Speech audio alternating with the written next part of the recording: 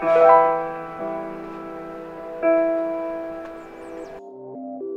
1 2 3. என் பேர் Vishal. Yeah, yeah.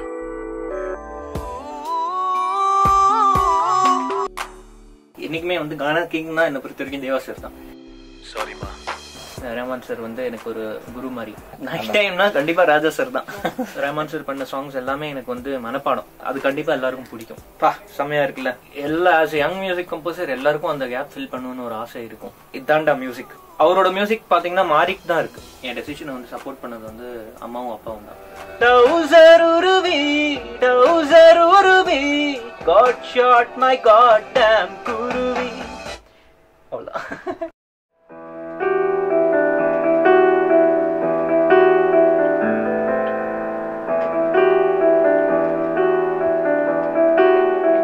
டைம்னா கண்டிப்பா ராஜா சார் தான். கண்டிப்பா ராஜா சார் தான். பட் இங்கிலீஷ் மியூசிக்கும் நிறைய இருக்கு. ஓல்டு பழையங்காலத்து 1920s 30s வந்து சாங்ஸ் அதெல்லாமும் கேட்பேன். ஹிந்தி சாங்ஸும் நிறைய கேட்பேன். பட் என்னைக்குமே வந்து எவர்கிரீன் மியூசிக் தான் நம்மளுக்கு அந்த மாதிரி ஒரு சுச்சுவேஷன்ல கேட்க தோணும். ஸோ நானும் அப்படிதான். ஸோ அந்த மாதிரியான சாங்ஸ். பட் ஆஃப் லேட் எனக்கு சந்தோஷ் நாராயணன் சார் மியூசிக் ரொம்ப ஃபேவரட்.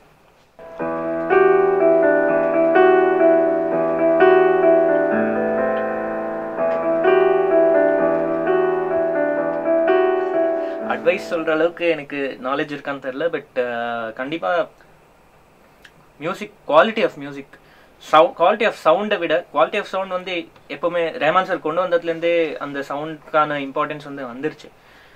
அதுக்கு டெக்னீஷியன்ஸ் தனியாக இருக்காங்க. ஸோ அதில் நம்ம கான்சென்ட்ரேட் பண்ணாமல் மெயினாக வந்து கான்சென்ட்ரேட் பண்ண வேண்டிய விஷயம் வந்து ஒரு குவாலிட்டி மியூசிக். அதாவது லிரிக்ஸ்க்கும் இம்பார்ட்டன்ஸ் கொடுத்து டியூனுக்கும் இம்பார்ட்டன்ஸ் கொடுத்து அதே சமயம் வந்து ஜானரா ஒரு இது இந்த ஸ்டைல்லாம் வந்து இந்த ஸ்டைலை மீறாம கமர்ஷியலா ரொம்பவும் நம்ம என்ன நினைச்சிட்டு இருக்கோம்னா ஒரு எல்லாருக்கும் பிடிச்ச மாதிரி போடணும், எல்லாருக்கும் பிடிச்ச மாதிரி போடணும்னு. பட் என்னன்னா நம்ம ஒரு விஷயம் ஆனஸ்டா பண்ணோம்னா அது கண்டிப்பா எல்லாருக்கும் பிடிக்கும். ஸோ அதுதான் என்னோட கருத்து.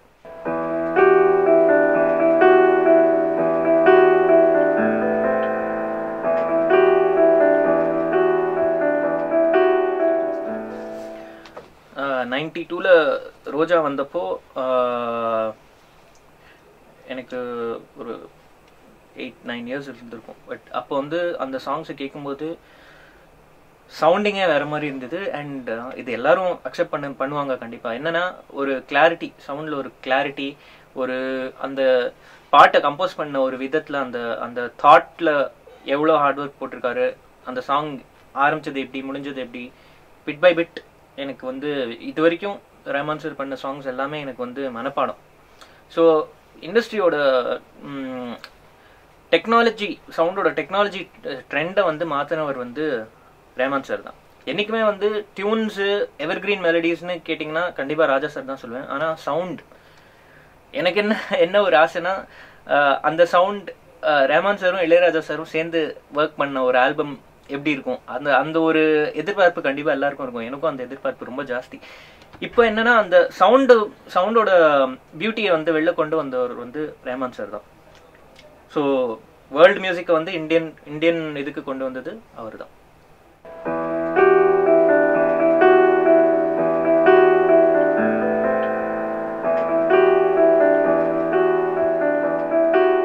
கண்டிப்பா அது ரொம்ப ஒரு ஹெல்தியான ஒரு விஷயம் தான். இது அந்த கம்போசர் எப்படி எடுத்துக்கிறாருங்கிறது ரொம்ப முக்கியம். இப்போ ஒரு இன்டர்நேஷ்னல் ஆர்டிஸ்டோட சாங்கோட ஸ்டைலில் நம்ம வந்து ஒரு பாட்டு பண்ணலாம், டியூன் நம்மள்தான் இருக்கலாம். பட் ஸ்டைலுங்கிறது அந்த ஆர்டிஸ்ட் அந்த சாங் மாதிரியே இருக்கு அப்படின்னு வந்து சொல்றது வந்து கரெக்ட், ரொம்ப கரெக்ட். பட் என்னன்னா அதில் போயிருக்கிற டியூனை பாருங்க. ஏன்னா வந்து மெலடியை வந்து காப்பி அடிக்கிறது வந்து அது அக்செப்டபிள் கிடையாது என்னை பொறுத்த வரைக்கும். பட் ஸ்டைல், அதாவது ஜாஸ்னா ஒரு பாட்டு ஜாஸ்ல கேட்குறீங்கன்னா இன்னொரு பாட்டு அதே மாதிரி நம்ம கம்போஸ் பண்றோம்னா அது காப்பி ஆயிடாது. அது வந்து ஜானர், அது வந்து ஜாஸுங்கிறது ஒரு ஸ்டைல். அந்த ஜாஸ் ஸ்டைலில் இன்னொரு பாட்டுன்னு எடுத்துக்கலாமே தவிர அந்த பாட்டை அப்படியே காப்பி பண்ணியிருக்காங்கிறது சொல்றது வந்து ஆடியன்ஸ் வந்து இப்போ அந்த அளவுக்கு வந்துட்டாங்க. ஸோ எனக்கு தெரிஞ்ச எந்த தவறுமே கிடையாது. கம்போசர் வந்து அது ஒரு நல்ல ஆங்கிள் தான் எடுத்துக்கணும். அப்போதான் அது மியூசிக் க்ரோ ஆகும்.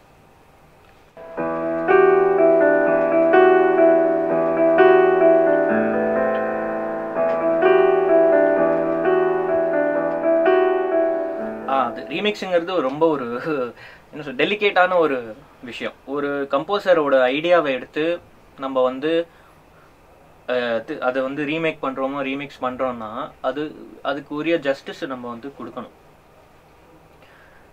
அந்த பாட்டை இப்போ எம்எஸ்வி சார் ஏதாவது ஒரு பாட்டு இருக்குது, பழைய சாங் எடுத்து நான் ரீமிக்ஸ் பண்ணுறேன் அப்படின்னா ஃபர்ஸ்ட் அந்த சாங் வந்து ரிலீஸ் ஆனப்போ எம்எஸ்வி சார் கம்போஸ் பண்ணி அது ரிலீஸ் ஆனப்போ ஆடியன்ஸ் மைண்ட் செட் எப்படி இருந்தது, அவங்களுக்கு ஏன் அந்த பாட்டு பிடிச்சது, இதெல்லாம் நம்ம யோசிக்கணும் கொஞ்சம்.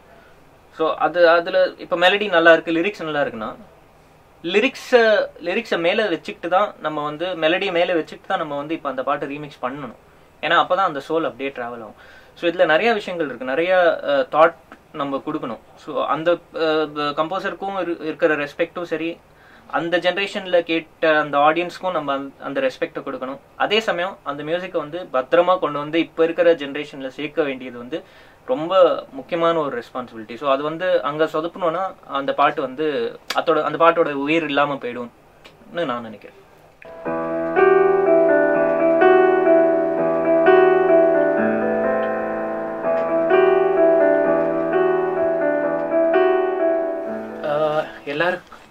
ஆஸ் யங் மியூசிக் கம்போசர் எல்லாருக்கும் அந்த கேப் ஃபில் பண்ணணும்னு ஒரு ஆசை இருக்கும்.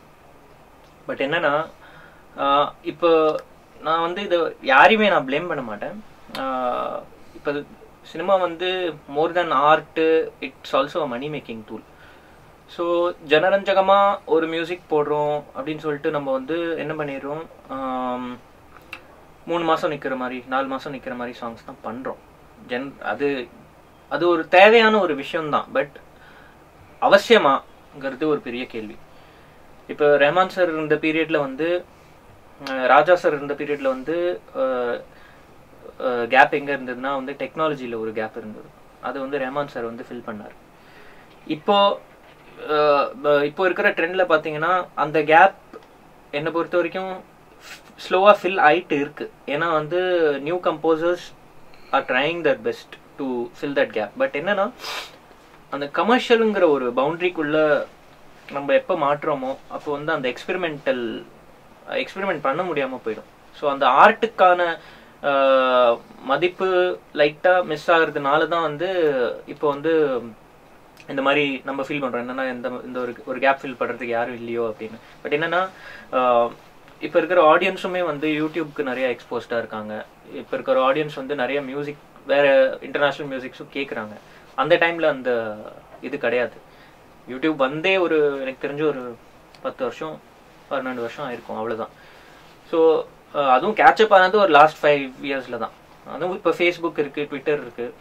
ஸோ எல்லாருக்குமே எல்லாமே வந்து சீக்கிரம் கிடைக்கிறதுனால அதோட மதிப்பு ஒரு வேளை இல்லாமல் போயிடுதோன்னு எனக்கு ஒரு ஃபீலிங். மற்றபடி இட் இஸ் இம்பார்ட்டன்ட். பண்ணுற ஒரு வேலையிலையும் வந்து 200% எஃபர்ட் போடணும், ஹார்ட் ஒர்க் போடணுங்கிறது ரொம்ப முக்கியமான விஷயம். அது போடலன்னா மேபி அது ரீச் ஆகாமல் போகிறதுக்கு நிறைய வாய்ப்புகள் உண்டு. பட் அந்த எஃபர்ட் போட்டுமே ஒரு சில பாடல்கள் ஏன் வந்து ரீச் ஆகலைங்கிறது அதுக்கு சரியான பதில் என்னன்னா வந்து ஆடியன்ஸோட அட்டென்ஷன் ஸ்பேன். நான் வந்து இதை யாரையுமே குத்தம் சொல்ல மாட்டேன். நானே வந்து ஒரு படம் தியேட்டரில் போய் பார்க்குறேன்னா கொஞ்சம் லேக் இருக்குன்னா கொஞ்சம் அப்படியே சீட்டில் உட்காந்து நெளிய வேண்டியது. அது நானும் ஒரு இதுதான் இதில். பட் என்னன்னா ஸ்லோவாக நானும் அந்த பொறுமையை இப்போ தான் வளர்த்துக்க ஆரம்பிச்சிருக்கேன். ஒரு பாட்டு உட்காந்து சிம்பிளுங்க, ஒரு சிம்பிளான ஒரு எக்ஸாம்பிள் சொல்கிறேன். இப்போ வைன் வீடியோஸ்னு இருக்குது, 6 செகண்ட் வீடியோலாம் இருக்குது. அது வந்து 6 செகண்ட் வந்து ஓகே, நம்ம ஃபஸ்ட்டு ஃபேஸ்புக்லேயே பார்க்குறோன்னா வந்து அந்த 6 செகண்டா ஓகே நம்ம வெயிட் பண்ணி பார்க்கலாம் அப்படின்னு ஒரு ஆட்டிடியூட் இருக்குது. அது ஒரு நிமிஷம் பஃபர் ஆனால் கூட அந்த 6 செகண்ட் வந்து நம்ம ஒரு நிமிஷம் பஃபர் ஆகிட்டு கூட அந்த 6 செகண்ட் நம்ம பார்த்துட்டு தான் வந்து மறு வேலையை பார்ப்போம். அதுக்கு கீழே வந்து ஒரு பாட்டு ஒன்று இருக்கு, ஒரு ஆல்பம் இருக்கு, ஒரு புதுசாக ஒரு யாரோ ஒரு கம்போசர் வந்து ஆல்பம் ரிலீஸ் பண்ணுறாங்க. அது ஒரு 3 minutes 45 seconds இருக்குன்னு வச்சுக்கோங்க.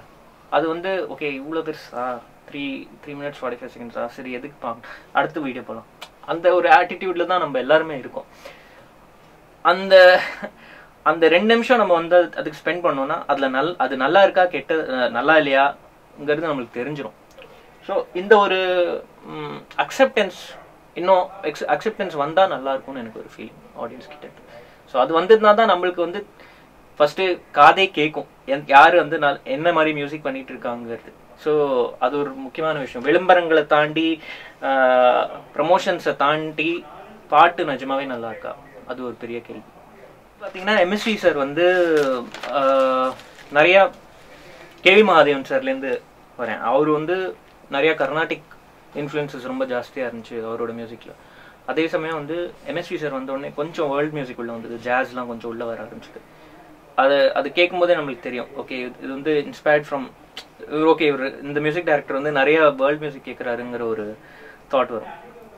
அப்புறம் இளையராஜா சார் வந்தார். அவருக்குன்னு ஒரு ஸ்டாம்ப் அவர் உருவாக்கினார். Western classical, Indian music, Indian classical இதெல்லாம் வச்சு ஒரு கம்ப்ளீட்டான ஒரு பேக்கேஜ்.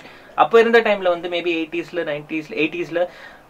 இருக்கிற ஆடியன்ஸ்க்கு வந்து என்ன மைண்ட் செட் இருக்குன்னா, ஓகே இதாண்டா மியூசிக் பா செம்மையாக இருக்குல்ல. அதனால தான் இன்னைக்கு வரைக்கும் வந்து எவர்கிரீனாக இருக்குது ராஜா சாரோட சாங்ஸ்லாம். அதுக்கப்புறம் ரஹ்மான் சார் வந்தார். டெக்னாலஜிங்கிற ஒரு எலிமெண்ட் ஒன்று வந்துச்சு. இப்போவுமே இப்போ பார்த்தீங்கன்னா வந்து அவரோட மியூசிக் பார்த்தீங்கன்னா மாறிட்டு தான் இருக்குது.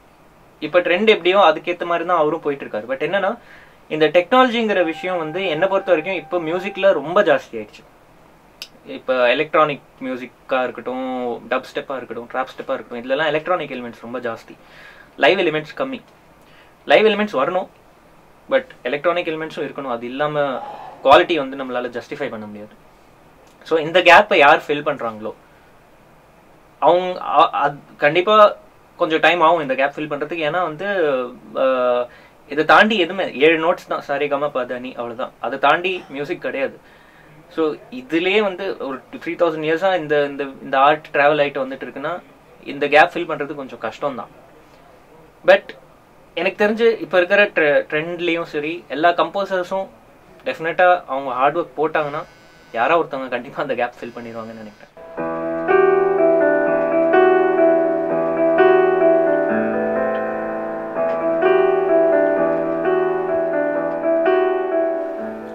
ஃபஸ்ட்டு ஃபேமிலி தான்.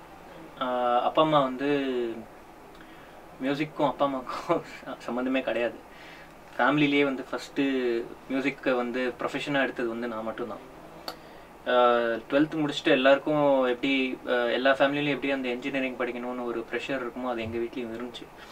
பட் என்ஜினியரிங் நான் பண்ண மாட்டேன்னு நான் வந்து ஸ்ட்ராங்காக சொன்னப்போ வந்து என் டெசிஷனை வந்து சப்போர்ட் பண்ணது வந்து அம்மாவும் அப்பாவும் தான். ரிலேட்டிவ் சைட்லேயும் நிறைய ப்ரெஷர் இருந்தது. பட் ஸ்லோவாக அதை ஏற்றுக்க ஆரம்பித்தாங்க. பட் என்னென்னா இந்த மாதிரி ஒரு ஃபீல்டில் வந்து நம்ம என்றைக்கு ரிசல்ட் காட்ட ஆரம்பிக்கிறோமோ அன்றைக்கி தான் வந்து எல்லாருக்கும் நம்ம மேலே ஒரு நம்பிக்கை வரும். ஸோ ஃபஸ்ட்டு இனம் படத்தோட ப்ரிவியூ ஷோக்கு வந்து ஃபேமிலியை கூட்டிகிட்டு போனப்போ வந்து அப்போ அவங்களுக்கு அந்த நான் இத்தனை நாளாக வந்து ஹார்ட் ஒர்க் பண்ணத்தோட இது வந்து அப்போ அவங்களுக்கு புரிஞ்சுது. ரொம்ப சந்தோஷமாக வந்து சொன்னாங்க, நீ அன்றைக்கி எடுத்தல ஒரு டெசிஷன் அது கரெக்டரா அப்படின்னாங்க. ஸோ அதுக்கப்புறம் ஃபுல் சப்போர்ட் தான் வீட்டில்.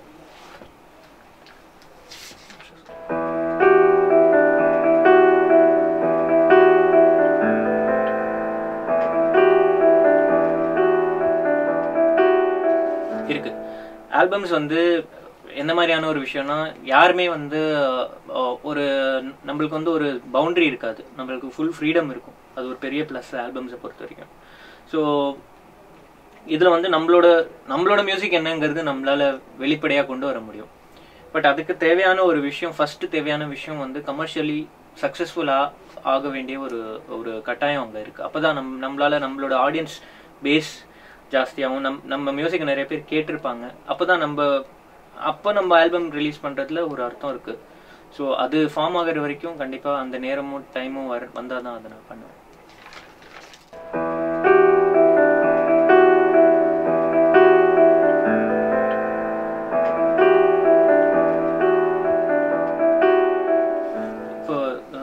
லாஸ்ட் இயர் வந்து ஹிந்தியில் ஒரு படம் பண்ணேன், ஹாப்பி மதர்ஸ் டே அப்படின்னு சொல்லிட்டு. அஞ்சலி சுக்லான்னு சொல்லிட்டு ஒரு லேடி சினிமாட்டோகிராஃபர், அவங்க only lady cinematographer to win national award. குட்டிஸ் ரேங்க்னு ஒரு படம் பண்ணாங்க மலையாளத்தில், அதுக்கு கேமரா பண்ணாங்க. அவங்க வந்து ஹிந்தி படத்தை டைரக்ட் பண்ணாங்க. இது வந்து எப்படின்னா கிட்ஸ் ஃபில்ம், என்எஃப்டிசி வந்து ஸ்பான்சர் பண்ண படம். ஸோ இதுக்கு மியூசிக் பண்ணேன். பட் நான் நார்த் இந்தியாலையும் பிறந்து வளர்ந்ததுலாம் நார்த் இந்தியாவில். ஸோ எனக்கு ஹிந்தி கொஞ்சம் ஈஸியாக வரும், எழுதுவேன் கூட ஹிந்தியில். ஸோ கண்டிப்பாக ஹிந்தி படங்களுக்கு மியூசிக் பண்ணுவேன்னு ஒரு ஆர்வம் இருக்குது எனக்கு. பட் அதர் தென் தட் இப்போ ரீசெண்டாக தெலுங்கு படத்துக்கு பண்ணியிருக்கேன். அண்ட் அதர் லாங்குவேஜ் ஒரு பேரியர் இல்லையா மியூசிக் பொறுத்த வரைக்கும்.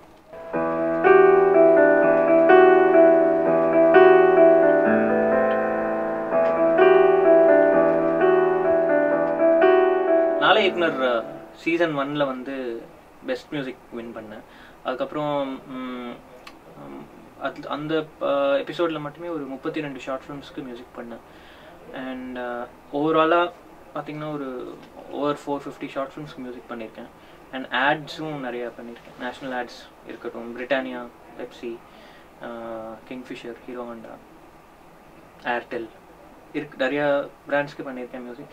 பட் மெயினான எனக்கு வந்து சந்தோஷம் எப்போ வந்ததுன்னா வந்து இனம்க்கு மியூசிக் பண்ணப்போ தான் ஒரு திருப்தியாக இருந்தது.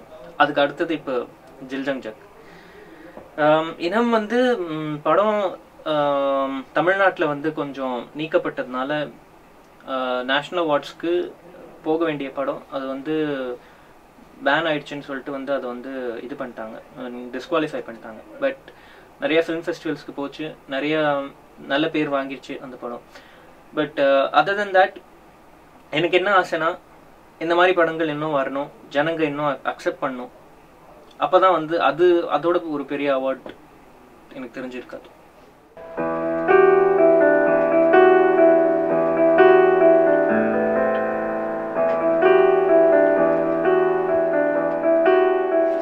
ஆக்சுவலாக வந்து ஜில் ஜங் ஜக் படம் பண்ணும்போது வந்து அதில் பாட்டே கிடையாது. சித்தார்த் சார் வந்து ஒரு பாட்டுக்கு இடம் இருக்கு, பார்ல நடக்கிற மாதிரி ஒரு சீக்வன்ஸ், அதுக்கு வேணா நம்ம ஒரு சாங் பண்ணலாம் அப்படின்னாரு. ஸோ அது பண்ணோம். அதுக்கப்புறம் ரெட் ரோடுன்னு சொல்லிட்டு அந்த பாட்டு சந்தோஷ் நாராயணன் சார் தான் பாடினாரு. அவர் வந்து அந்த பாட்டு கேட்டு சரி இன்னொரு பாட்டு பண்ணலாம், ப்ரோமோ பண்ணலாம் அப்படின்னாரு. ஸோ ப்ரோமோக்கு பண்ணது தான் வந்து ஷூட் த குருவி. ஆக்சுவலாக அது ஃபர்ஸ்ட் படத்தில் இருக்கிற மாதிரியான ஒரு பிளானே இல்லை. ஷூட் த குருவி இந்த அளவுக்கு வந்து பெரிய ஒரு பாட்டாக வரும்னு நாங்கள் ஃபர்ஸ்ட் பண்ணும்போது நாங்கள் சத்தியமாக எக்ஸ்பெக்ட் பண்ணல. ஏன்னா ரொம்ப குவிக்காக முடிச்ச சாங் அது. ஸோ அப்படி போயிட்டு இருந்துச்சு, பாட்டு கேட்டுட்டு இருந்தோம். கம்போஸ் பண்ணிட்டு இருக்கும்போது பாட்டு கேட்டுட்டு இருந்தோம். சித்தார்த் சார் வந்து டேய் இதில் வந்து ராதா ரவி சார் ரேப் பண்ண எப்படி இருக்கும் அப்படின்னாரு. பயங்கரமான ஐடியாவாக இருந்தது. ஒரு செகண்ட் ரொம்ப எப்படி இது அப்படின்னு ஒரு தாட் ஒன்று வந்தது. பட் அதுக்கப்புறம் வந்து டப்பிங்கில் போயிட்டு அவர் கொஞ்சம் ஓகே பண்ணி அவர் வந்து ரேப் பண்ண வச்சிட்டோம். அது ஒரு ஹைலைட்டு பாட்டுக்கு. அண்ட் அனிருத் சார் வந்து பாடினது வந்து ஒரு பெரிய ப்ளஸ். ஏன்னா என்னை பொறுத்த வரைக்கும் இந்த சாங் வந்து 50% லிரிக்ஸ் 50% வீடியோ. மியூசிக்கு ஒரு பக்கம் இருந்தாலுமே பட் அந்த லிரிக்ஸ்க்கும் அந்த வீடியோக்கும் சித்தார்த் சார் இம்பார்ட்டன்ஸ் கொடுத்ததுனால இந்த பாட்டு வந்து வேற லெவலில் ரீச் ஆச்சு. நாங்கள் என்ன நினைச்சோமோ, என்ன கம்போஸ் பண்ணும்போது என்ன தாட்ஸ்லாம் இருந்ததோ அதெல்லாம் அப்படியே விஷுவலாக இருக்கும். அண்ட் இதுக்கு ஒரு பெரிய தூணாக இருந்தது வந்து சல்மான் கான் சார். ஏன்னா அவர் தான் வந்து பாட்டு ரிலீஸ் பண்ணார். ஸோ அது ஒரு எக்ஸ்பெக்டேஷன் வந்து வேற லெவலில் அது கொண்டு போயிடுச்சு. கண்டிப்பாக இந்த அளவுக்கு வரும்னு சத்தியமாக நாங்கள் எக்ஸ்பெக்ட் பண்ணல. பட் அந்த பாட்டு இன்னைக்கு வந்து எனக்குன்னு ஒரு ஐடென்டிட்டி ஒன்று கிரியேட் பண்ணி கொடுத்துருக்கு. அதுக்கு வந்து சித்தார்த் சார் தான் சொல்லணும். ஏன்னா அவரோட ஐடியா தான். அனிருத் பாட வைக்கலாம், ராதா ரவியை பாட வைக்கலாங்கிறதுலாம் அவரோட ஐடியா தான். ஸோ இதில் நிறைய மியூசிஷியன்ஸ் சைட்லேருந்தும் நிறையா சப்போர்ட் வந்தது. ஜில் ஜங் ஜக் ஆல்பம்க்கு நிறையா மியூசிக் டைரக்டர்ஸ் வந்து கால் பண்ணி சொன்னாங்க பாட்டெலாம் ரொம்ப நல்லா இருக்குன்னு. அது வந்து எனக்கு ஒரு அதோட பெரிய சந்தோஷம் எதுவுமே கிடையாது. அதாவது நம்ம ஃபீல்ட்லேயே ஒர்க் பண்ணுறவங்க வந்து நம்மளுக்கு கால் பண்ணி சொல்கிறாங்க. அண்ட் அது வந்து இப்போ ஒரு ரொம்ப ஹெல்தியான ஒரு ட்ரெண்டு. அந்த என்ன சொல்கிறது, அந்த ஒரு இது இல்லை, ஒரு டிஃப்ரென்ஸ் இல்லை. ஓகே யார் பெட்டராக பண்ணுறாங்க அந்த ஒரு இது இல்லாத போது மியூசிஷியன்ஸ் ஆஃப்டர் ஆல் மியூசிக் தாங்க எல்லாமே வந்து. இட்ஸ் நாட் குட் மியூசிக்கா பேட் மியூசிக்கா அப்படி கிடையாது. Music is music. அண்ட் எல்லாருமே எல்லா மியூசிஷியன்ஸுமே அந்த ஃபீல்டில் இருக்கும்போது இன்னொருத்தங்களுக்கு கை கொடுக்கறதுல நல்லது தான் நடக்கும்.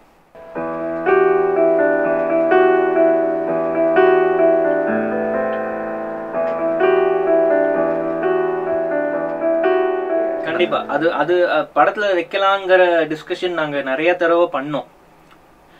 அதாவது ஷூட் த குருவி இந்த இந்த இந்த இடத்துல வந்திருந்தா ரொம்ப நல்லா இருக்கும்னு எங்களுக்கு தோணுச்சு. பட் எல்லாருமே வந்து அவங்களோட ஆனஸ்டான ஒரு எஃபர்ட் போட்டதுனால கதையை விட்டு வெளில போறோமாங்கிற ஒரு பெரிய கேள்வி ஒன்று வந்தது. ஏன்னா ஷூட் த குருவி வந்து ஒரு கமர்ஷியல் ஹிட்டான ஒரு சாங். நாங்கள் வந்து படத்தை பண்ணும்போது கமர்ஷியலாக இருக்கணும், ஆனால் டிஃப்ரெண்ட்டான கமர்ஷியலாக இருக்கணும் அப்படின்னு தான் நினச்சி பண்ணது. ஸோ அதனால ஷூட் த குருவியை வந்து திருப்பி எடுத்து நம்ம படத்துக்குள்ளே வச்சோம் அப்படின்னா அந்த டைரக்டர் என்ன சொல்ல வராரோ அது விட்டு ஸ்லைட்டாக டீவியேட் ஆகிடும் விஷயம். அண்ட் அது வந்து நாங்கள் எங்கேயுமே வந்து எந்த குறையுமே வைக்கக்கூடாது, எங்கேயுமே அந்த விஷயத்தை மட்டும் நம்ம டச் பண்ணக்கூடாது. ஏன்னா it is at the end director and producers call. So நாங்கள் அப்படி தான் காட்டணும்னு நினச்சோம். பட் இன்னொரு ரீசன் என்னன்னா, எண்ட் கிரெடிட்ஸில் வச்சதுக்கு ரீசன் என்னன்னா, பாட்டு எல்லாருக்குமே தெரியும். ஸோ படத்தில் ஒர்க் பண்ண டெக்னீஷியன்ஸ் ஓட பேர் போயிட்டு இருக்கும்போது அந்த பாட்டை வச்சதுக்கு ஒரு ரீசன் என்னன்னா, அந்த பாட்டு கேட்டுக்கிட்டே கண்டிப்பாக அந்த பாட்டு வரும்போது முக்கால்வாசி பேர் எழுந்துச்சு போல. ஸோ அப்படியே சைட்லேயே டெக்னீஷியன்ஸோட பேரும் படித்தாங்க. அதில் ஒரு பெரிய சந்தோஷம். டெக்னீஷியன்ஸோட நேம்ஸும் ரீச் ஆச்சு. அதர் லாங்குவேஜில் பண்ணலாம் இருக்கீங்க சார்? இதை பண்ணால் நல்லா இருக்கும். ஏன்னா இப்போ ரீசெண்டாக பண்ண தெலுங்கு படம் வந்து பயங்கரமாக ஹிட் ஆச்சு. ஸோ அங்கேருந்து எனக்கு ஆக்சுவலாக ஆந்திராவில் நல்ல ரீச் இந்த சாங் ஷூட் த குருவி. ராணா டகுபாட்டி சார்லாம் கூட 2-3 தடவை ட்வீட் பண்ணியிருந்தாரு பாட்டை பற்றி. அண்ட் ஜென்ரலாகவே ஓவராலாக ஒரு குளோபல் ரீச்னே வச்சுக்கோங்களேன். பாட்டு கொஞ்சம் எல்லாருக்குமே ரொம்ப பிடிச்சது. கண்டிப்பாக இது வந்து பண்ணணும்னு இன்ட்ரெஸ்ட்டு. பட் ஆனால் அதுக்கேற்ற ஷூட் த குருவிக்கேற்ற தமிழில் எப்படி அந்த லிரிக்ஸ் இருக்கும் அந்த லாங்குவேஜில் அமையிறதுங்கிறது ஒரு பெரிய question mark. So work out ஆச்சுன்னா கண்டிப்பாக பண்ணலாம்.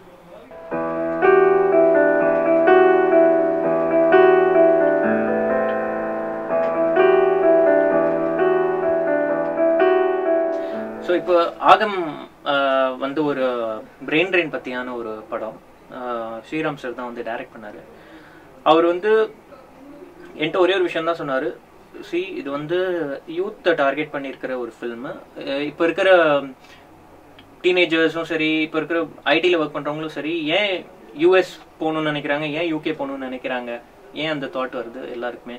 அண்ட் ஒரு வீட்டில் வந்து பையனுக்கு வந்து ஆன்சைட் கிடைக்குதுன்னா அது வந்து எந்த அளவுக்கு அந்த வீட்டை அஃபெக்ட் பண்ணுது, இல்லை ஆன்சைட் ஆப்பர்ச்சுனிட்டி போச்சுன்னா எந்த அளவுக்கு அஃபெக்ட் பண்ணுது, இந்த விஷயங்கள்லாம் இருக்கு. அண்ட் அவர் வந்து என்னன்னா, ஏன் இந்தியாவிலேயே வேலை செய்யக்கூடாது, ஒரு யூத் வந்து ஏன் இந்தியாவிலேயே வேலை செய்யக்கூடாது, ஏன் அப்ராட் போய் தான் வேலை பார்க்கணுமா. ஏன்னா ஜென்ரலாக எல்லாரும் சொல்றது என்ன, value for money.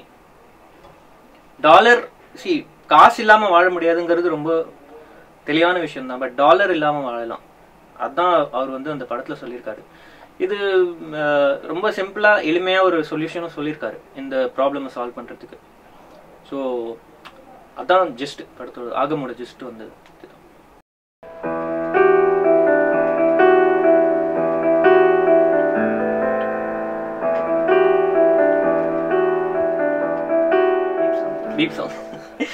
Beep song கேள்வி வரும்னு நினச்சேன். என்னன்னா பீப் சாங் வந்து இன்டர்நெட்ல நிறைய விஷயங்கள் இருக்கு. பீப் சாங்கோட மோசமான விஷயங்களும் இருக்கு. நம்மளுக்கு என்ன வேணுமோ நம்ம அதை தான் தேடி போயிட்டு இருக்கோம் இன்டர்நெட்ல. ஸோ நம்ம இது எப்படின்னா, இது வந்து நம்ம எதிர்க்க ஒருத்தன் வந்து நின்றுக்கிட்டு ஒரு நம்மளுக்கு பிடிக்காத வார்த்தைகளை சொல்றான்னா நம்ம அதை எதுக்கு பார்க்கணும், நம்ம அதை அவாய்ட் பண்ணிட்டு போயிட்டே இருக்கலாம். ஏன்னா அது நம்மளோட லைஃப் அதை அஃபெக்ட் பண்ணும். அவன் சொல்றது நம்ம கேட்டோம்னா அது நம்ம லைஃப் அஃபெக்ட் ஆகுதுன்னா நம்ம கேட்க வேண்டிய அவசியம் இல்லை. நம்ம லைஃப் அஃபெக்ட் ஆகல அப்படின்னா கேட்டுட்டு போனாலும் தப்பு இல்லை. ஸோ இதுல வந்து நம்ம எப்படி எடுத்துக்கிறோங்கிறது தான் வந்து விஷயம். நாங்களே வந்து ஷூட் த குருவின்னு லிரிக்ஸ் வச்சிருக்கோம். பட் இது என்னன்னா, இது ஜனரஞ்சகமான ஒரு விஷயம் தான். அது ஒரு ரொம்ப மெலிசான ஒரு கோடு. அந்த கோட்டுக்கு அந்த பக்கம் போனோம்னா தவறு, இந்த பக்கம் போனா தவறு இல்லை. ஸோ இதை வந்து ஒரு ரெஸ்பான்சிபிலிட்டியா எடுத்துட்டு எல்லாரும் வந்து செயல்பட்டோம்னா எனக்கு தெரிஞ்ச எந்த தப்புமே இல்லை.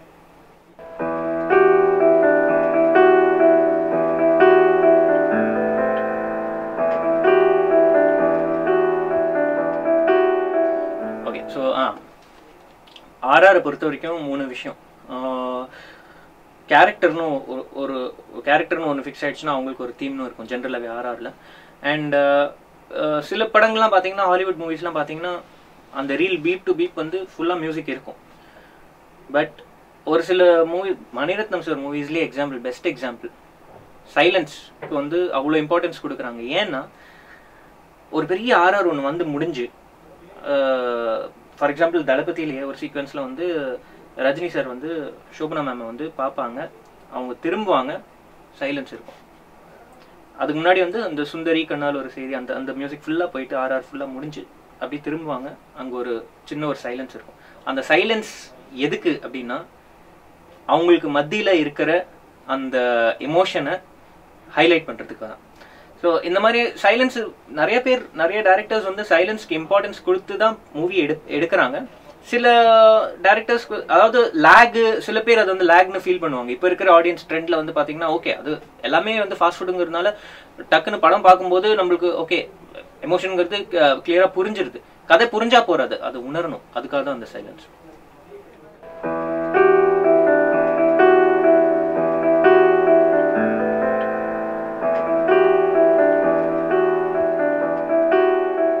எனக்கு ஜாப் சாட்டிஸ்ஃபேக்ஷன் ஒன்று இருக்கு, அதே நேரத்தில் வந்து ஃபினான்ஷியல் நீட்ஸ்னு இன்னொன்று இருக்கு. இது ரெண்டா நம்ம பிரிக்காம ஒரு நல்ல படம் அப்படின்னு பார்த்தீங்கன்னா அதுல தான் மேக்ஸிமம் சாட்டிஸ்ஃபேக்ஷனே. அதில் வந்து கமர்ஷியலும் இருக்கணும், ஆர்ட்டும் இருக்கணும். பெஸ்ட் எக்ஸாம்பிள் சொல்ல போனா இப்போ காக்கா முட்டை, அது வந்து கமர்ஷியல் கிடையாது, ஆர்ட்டும் கிடையாது, ரெண்டுத்துக்கும் நடுவில் கரெக்டாக இருக்கிற ஒரு படம் அது. அந்த மாதிரியான படங்கள் தான் நான் நிறைய ப்ரிஃபர் பண்ணுவேன் பண்ணோம் அப்படின்னு.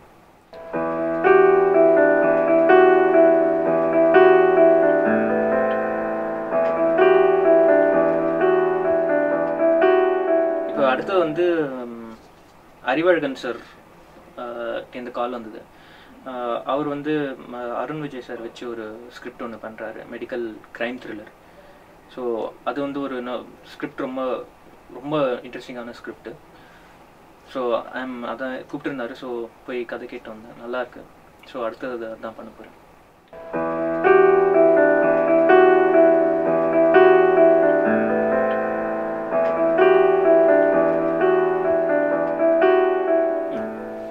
எனக்கு ஆல் டைம் ஃபேவரட்னு பார்த்தீங்கன்னா மியூசிக்காக மட்டும் இல்லை, மூவி மேக்கிங் எல்லாத்துக்கும் ஒரு பைபிளாக இருக்கிற என்னை பொறுத்த வரைக்கும் ஒரு படம் வந்து சினிமா பாரதிசம்.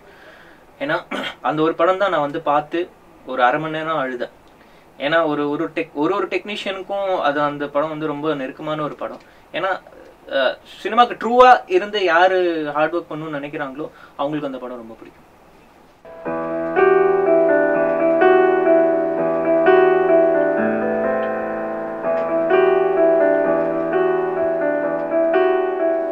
கானா வந்து என்னைக்குமே வந்து கானா கிங்னா என்னை பொறுத்த வரைக்கும் தேவா சார் தான். அண்ட் கானா வந்து சென்னையில் மெயினாக பார்த்தீங்கன்னா நார்த் மெட்ராஸில் வந்து ரொம்ப பிரபலமாக இருக்கிற ஒரு ஆர்ட் ஃபார்ம். இது வந்து எப்படின்னா கானாங்கிறது வந்து சும்மா ஒரு திண்டில் 4 பசங்க உட்காந்து, ஒருத்தன் வந்து இந்த டோலக் வச்சுருப்பான், இன்னொருத்தன் வந்து ஸ்பாட்லேயே லிரிக்ஸ் எழுதி பாடுவான். ஸோ அந்த மாதிரியா அந்த அந்த அந்த ஸ்டைலில் வந்து உருவானது தான் வந்து கானா. அண்ட் கானாங்கிறது ஒரு ஹிந்தி வேர்ட், கானானா சாங். அது வந்து நார்த் மெட்ராஸ்ல வந்து நிறைய ஹிந்தி வேர்ட்ஸ், உட்டாலக்கடி, அந்த மாதிரி சின்ன சின்ன விஷயங்கள்லாம் எப்படி வருதோ அந்த மாதிரியான ஒரு விஷயம் தான் கானா சாங்கும். பட் என்னன்னா இது வந்து உலக லெவல்ல போகணுங்கிறது ஆசை தான். பட் இதை கரெக்டா குளோபல் ஆடியன்ஸ்க்கு புரியுற மாதிரி ரீச் பண்ண வேண்டியது வந்து கொஞ்சம் ட்ரிக்கியான விஷயம். ஏன்னா அவங்க வந்து ஜாஸு, ப்ளூஸு அந்த மாதிரியான விஷயங்கள் அது அவங்களோட கானா. ஸோ அதெல்லாம் கேட்டு வளர்ந்ததுனால இது இப்போ ஜாஸும் ப்ளூஸோ அந்த மாதிரி விஷயங்களோட மிக்ஸ் பண்ணி ரீச் பண்ணாதான் வந்து எனக்கு தெரிஞ்சு அது வந்து குளோபலா ரீச் ஆகும். கானாங்கிறது நீங்க பாத்தீங்கன்னா ஹிந்தி மூவிஸ்லாம் 90ஸ்லேயே வந்துருச்சு அந்த ஸ்டைலு. அதாவது இந்த 6/8 தாக்குது இது வந்து ரொம்ப நாளாவே இருக்கிற ஒரு விஷயம் தான். அண்ட் இது ஏன் இவ்வளோ ஃபேமஸ்னா, இந்த பீட் ஏன் இவ்வளோ ஃபேமஸ்னா, வெஸ்ட் பெங்காலில் எடுத்துக்கோங்க, துர்கா பூஜா, காளி அந்த ஃபெஸ்டிவல் நடக்கும், அப்போ வந்து இதுதான் பீட்டு. அதே மாதிரி கணேஷ் சதுர்த்தி அன்னைக்கு இதுல மகாராஷ்டிரால வந்து அந்த பிள்ளையாரெல்லாம் கூட்டிட்டு எடுத்துட்டு போவாங்க அவங்க கரைக்கிறதுக்கு, அப்பயும் இந்த பீஸ் தான் வரும். வீர விநாயகாலாம் பெஸ்ட் எக்ஸாம்பிள் அந்த மாதிரியான ஒரு சோலுக்கு. ஸோ இது எங்கேயுமே இல்லைன்னு சொல்ல முடியாது. இந்தியா முழுக்க கானா இருக்கு. என்னன்னா நம்ம அதுக்கு கானான்னு பேர் வச்சிருக்கோம், அவங்க வந்து அதுக்கு வந்து வேற வேற நேம்ஸ் வச்சிருக்காங்க. வாளோட வெட்டி குருமா வைக்குது வாழ்க்கை நாங்க kurma குருவிங்க shoot the kuruvi sorry it's my kili not kuruvi trouser uruvi got shot my goddamn kuruvi hola